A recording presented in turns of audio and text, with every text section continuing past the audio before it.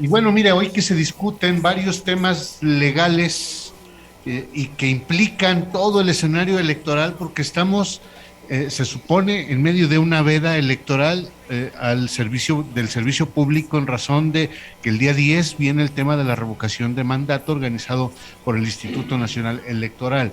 Este otro tema que tiene que ver con procesos de organización electoral en torno a lo que está en marcha también, que es un procedimiento o un proceso electoral en algunas entidades federativas. Y por otro lado, bueno, lo que implica también que las autoridades a todos los niveles se queden callados ante cualquier escenario electoral. Y por otro lado, lo que pasó ayer en el Senado de la República, donde finalmente Ivette pasa este decretazo que hoy le da la posibilidad a la mitad del camino a que los servidores públicos no puedan quedarse callados.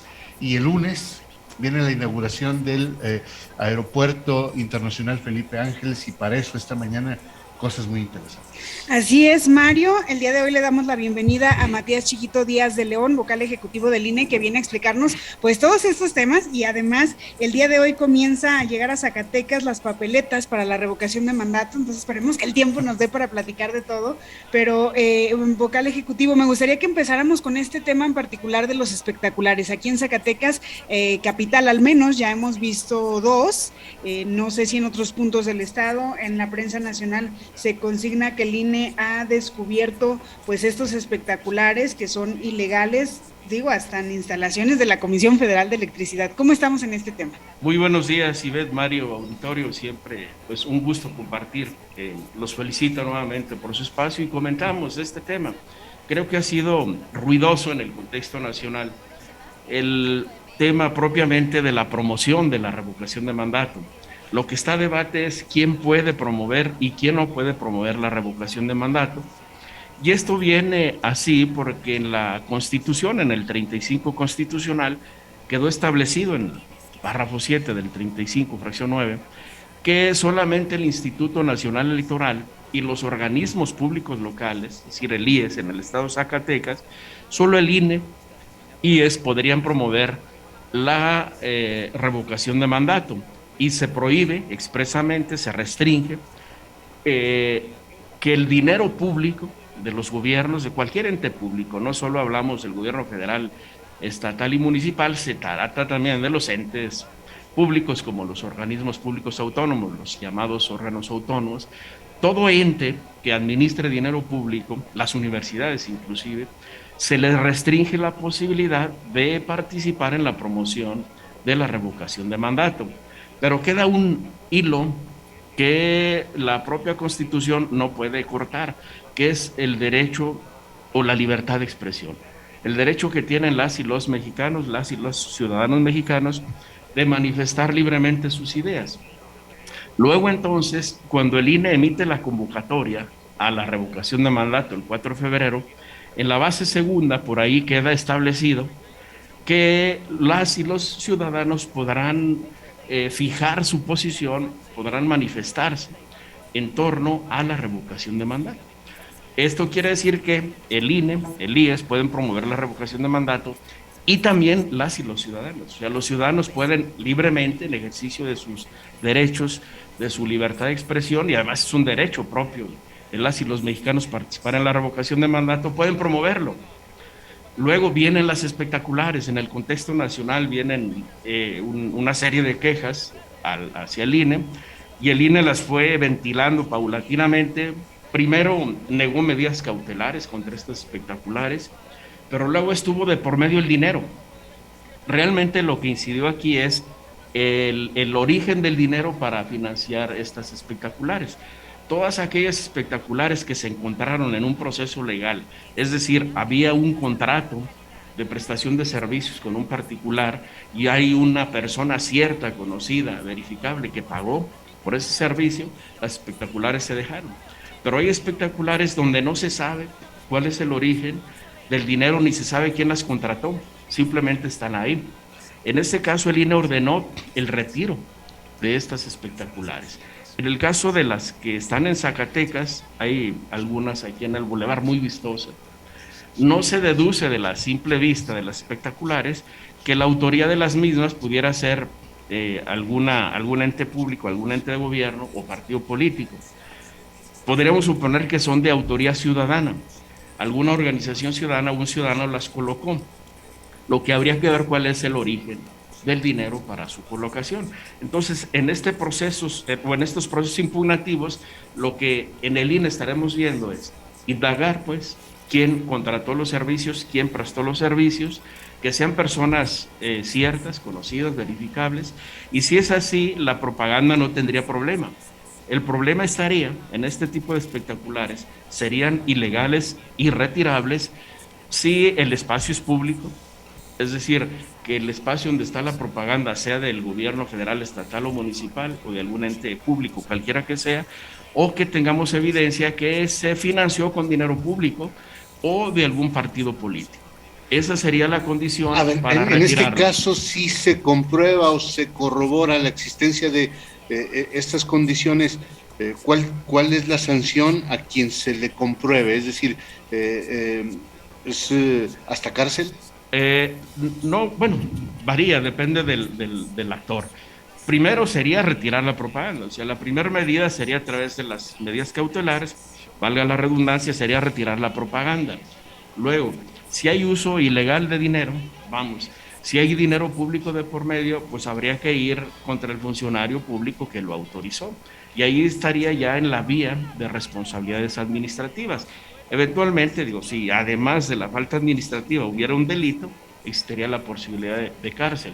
Entonces, el punto es, en los entes públicos, los gobiernos de cualquier nivel y los partidos políticos no pueden promover la revocación de mandato, ni por cuenta propia ni por tercero, es decir, no pueden financiar a una organización para que lo haga.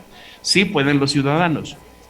Si en la verificación de estas promocionales encontramos que son ciudadanos u organizaciones ciudadanas, además se acredita documentalmente, la propaganda no tendría problema. Tampoco tiene problema la propaganda que esté en, por ejemplo, las bardas. Hay algunas bardas. Si las bardas están en un domicilio particular o son fincas particulares y además el dueño autorizó la finca, ahí no habría si un problema. Militante de algún partido decidiera contratar un espectacular, pero digamos que mientras no sea dinero del partido, no hay problema, aunque él sea militante de Morena, del partido que sea. Si es a título propio, no hay problema. La falta estaría que la acción pues fuera de partido, de gobierno, o con recursos de partidos políticos de gobierno. Siendo ciudadano, el evento no hay ilegalidad. Ayer, Matías, con 3 votos, digamos que permitió esta posibilidad de reforma legal, decretazo, como luego se ha llamado, es que permite que ahora los funcionarios públicos puedan promover este ejercicio de participación, pero estamos a la mitad del camino, es decir, entiendo, y bueno, tú y yo lo sabemos perfectamente, que una ley no se puede modificar para aplicación inmediata, sino tendría que ser en un proceso posterior. Bueno, este decreto que se publica ayer en el Diario Oficial de la Federación tiene pues múltiples observaciones o bemoles. Es un decreto en donde el Congreso de la Unión interpreta un concepto que es propaganda gubernamental. Este concepto deriva no de la ley, deriva de la Constitución. La Constitución prohíbe la propaganda gubernamental. Para efecto de los procesos electorales, esta prohibición está en el 41 constitucional. Para efectos de la revocación de mandato y de la consulta popular, está en el 35 constitucional. Es un concepto constitucional. La Constitución dice que durante las campañas electorales y durante el proceso de consulta popular y durante el proceso de revocación de mandato, se debe suspender la propaganda gubernamental de cualquier medio. De todos los medios se suspende. Y el tribunal ha interpretado que la propaganda gubernamental, de manera muy simple y concreta, es aquella publicidad que promueve programas sociales o que promueve acciones o logros de gobierno. Es decir, es la propaganda que posiciona al gobierno a través de las acciones que realiza. Esa es la propaganda gubernamental. Es un concepto regulado desde la Constitución. ¿Quién interpreta la Constitución? Bueno, los jueces. En México es una república federal y en un sistema democrático, dicen los teóricos, para que un sistema sea democrático o tenga indicios de democracia, requiere que tenga una constitución y que esa constitución contenga, entre otros apartados, los derechos fundamentales y la división de poderes. Si no hay división de poderes, eventualmente no habría democracia. Y en la división de poderes, bueno, uno es el que hace la ley y otro es el que la aplica, y para aplicar la ley hay que interpretarla. Eventualmente el Congreso de la Unión, desde luego que tiene atribuciones de aplicar la ley, interpretarla en las atribuciones que la Constitución le asigna.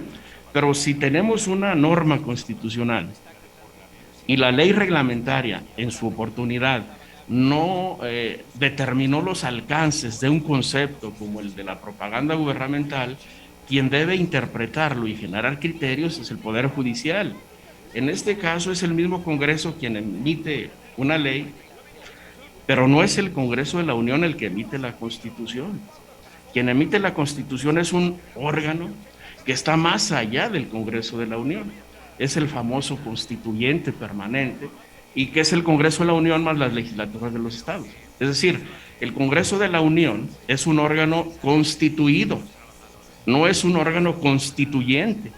Entonces no puede asumir atribuciones de constituyente ni de poder judicial. Digo, es una visión jurídica, propiamente jurídica, y es una opinión, pues, respecto a este decreto. Entonces, ¿será aplicable? Yo creo que sería aplicable para la siguiente. Nos gana el tiempo, Matías, en 10, 15 segundos. Tentaciones de autoritarismo en México. Mira, no es solo las tentaciones de autoritarismo. Hay una combinación en el ejercicio del poder, hay dos entes necesarios, el que manda y el que obedece. Se dice que la política es el conjunto de razones para obedecer o para sublevarse. Entonces, estos dos entes deben ser equilibrados. Si tienes un gobierno, no le pongas calificativos, un gobierno que manda, pero tienes a uno que obedece, que es alienado, que está adormecido, que es disciplinado, pues tu gobierno va a tender autoritario por cuestión natural.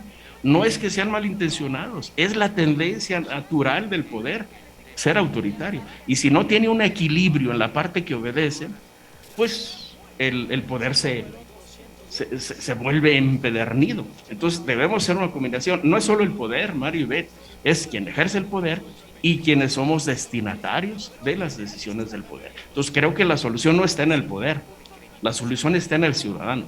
El ciudadano debe despertar, debe de desalienarse, de no estar adormecido, de no ser disciplinado y tener una visión, una posición más activa frente al poder. Si hacemos esta conjugación adecuada, tendremos un sistema democrático. De lo contrario, pues no funciona. Pues muchísimas gracias por estar aquí esta mañana, y el espacio queda abierto. Estamos a menos ya de un mes para este tema de la revocación de mandato y seguiremos informando. Y Beth, muchas gracias, Mario. Muchas gracias, felicidades nuevamente y saludos a su auditorio. Al contrario, muchas gracias a Matías Chiquito Díaz de León, vocal ejecutivo del Instituto Nacional Electoral.